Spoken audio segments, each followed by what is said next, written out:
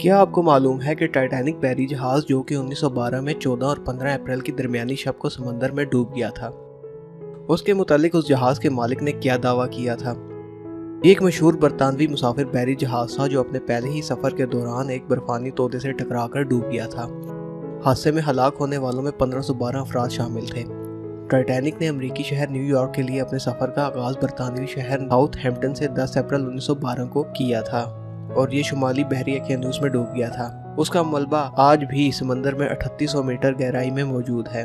اپنے سفر کے آغاز کے چوتھے اور پانچویں روز کی درمیانی شب اس میں سوار 1512 مسافروں کی زندگی کا چراغ اس وقت گل ہو گیا جب یہ سمندر کا بادشاہ کہلائے جانے والا بحری جہاز برف کے تودے سے ٹکرا کر ڈوب گیا۔ لائف بوٹ کے ذریعے ٹائٹینک کے صرف 724 مسافر زندہ بچ پائے، کیونکہ اس کے متعلق یہی مشہور تھا کہ یہ کبھی نہیں ڈوبے گا، اس لیے اس پر زندگی بچانے والی کشتیاں بہت کم رکھی گئی تھیں۔ اگر لائف بوٹ زیادہ ہوتی تو سارے لوگ بچ سکتے تھے، کیونکہ اس جہاز کو ٹکر کے بعد ڈوبنے میں تقریباً 2 گھنٹے 40 منٹ لگے تھے۔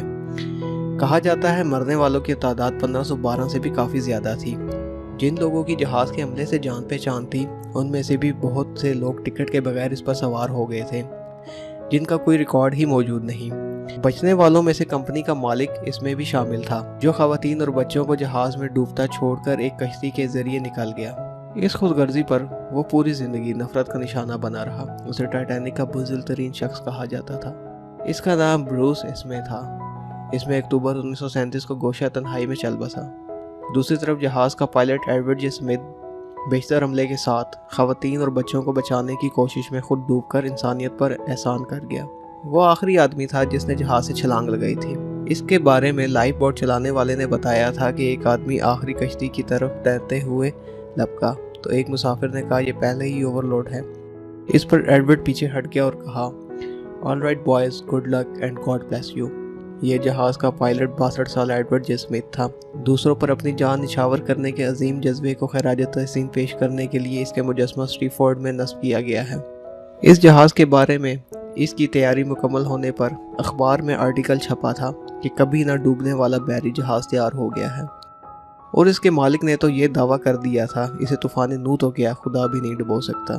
یہ وہ دعویٰ تھا جو لنگر اٹھانے کے موقع پر اس کے مالک بروس اسمے نے کیا تھا۔ اس نے ٹائٹینک کو جدید، خوبصورت، آرام دہ، پرتعیش و مضبوط بنانے میں کوئی کسر نہیں چھوڑی تھی۔ ٹائٹینک نے اپنی تخلیق کے بعد محض 4 دن کا سفر ہی کیا اور قیامت تک کے لیے غرور کرنے والوں کے لیے عبرت کا نشان بن گیا۔ امید کرتا ہوں آپ کو آج کی ویڈیو پسند آئی ہوگی۔ اپنا خیال رکھیے گا۔ اللہ حافظ۔